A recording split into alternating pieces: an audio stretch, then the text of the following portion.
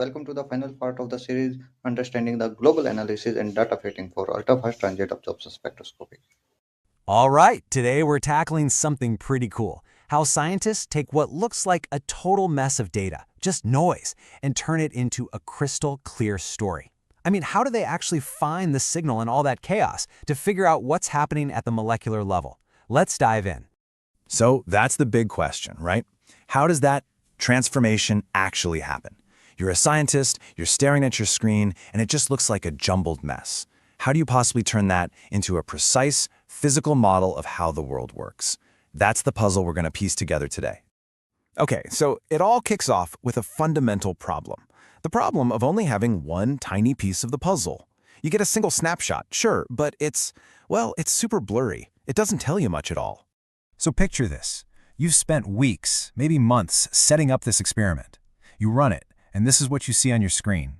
Just a single squiggly line. They call it a decay trace. You know, looking at this one line, it's like trying to figure out the plot of a blockbuster movie by just watching one actor in one scene for like 10 seconds.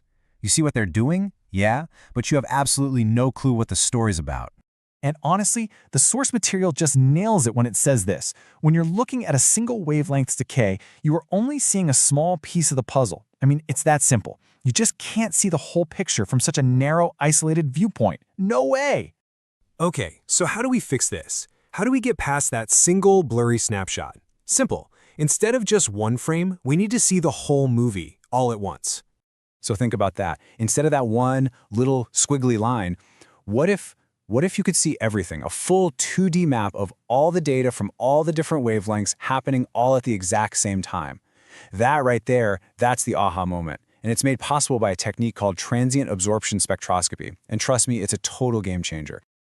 Now, the powerful method that lets us make sense of this complete picture, that's called global analysis. And here's the secret sauce. It fits the entire data set simultaneously using what's called a shared set of time constants.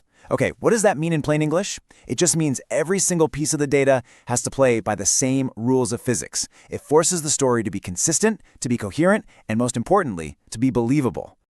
All right, so we've got our complete data set. We're seeing the whole movie now. The next step is to figure out, well, who are the main characters in our little molecular story, and what exactly are they up to? In this process, it's a lot like casting for a play. Seriously. Step 1, you identify your actors. These are just the different things happening in your sample, the kinetic components. Step 2, you figure out how long each actor gets to be on stage. That's their lifespan or time constant. And finally, step 3, you get to reveal what each actor looks like, their unique costume. In this case, that's their specific spectrum. But, and this is a big but, there's a classic trap here. I'm sure anyone who's done this knows what I'm talking about. You can keep adding more actors or exponentials to your model. And yeah, the math starts to look better and better. The fit gets tighter. But at some point you have to ask yourself, is this real or have I just created a mathematical fantasy? When does the story stop making actual physical sense? And that's really the art of this whole thing, isn't it? The real challenge isn't just crunching the numbers. It's about using your scientific judgment, your intuition, to know when your model is actually reflecting reality and when it's just a really elegant but physically impossible story. It's as much an act of interpretation as it is a science. This brings us to what is maybe the most critical decision in the entire process.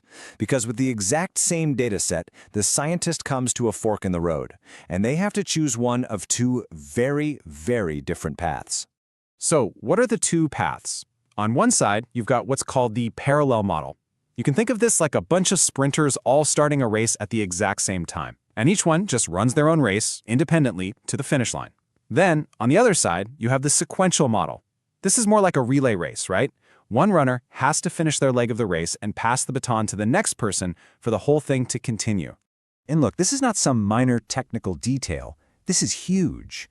As the source material warns us, this single choice, is it a relay race or is it a bunch of individual sprints? That choice can completely change the physical interpretation of your results. It literally dictates the entire scientific story you're about to tell. So, when all of these decisions are made and they're made correctly, that's when the magic happens. That's when the scientists can finally connect all those dots, from the raw data all the way to a brand new scientific discovery. And this is pretty much the ultimate checklist for success. Here's how it goes. You start with a simple flash of laser light. You use this global analysis method to build a clear physical model of what's going on. Then, you got to check your work. Scientists look for something called flat residuals, which is a fancy way of saying there are no weird, unexplained patterns left over. When the math is clean and the story you're telling actually follows the laws of physics, then you're ready. You're ready to publish a discovery. So, what's the big takeaway here?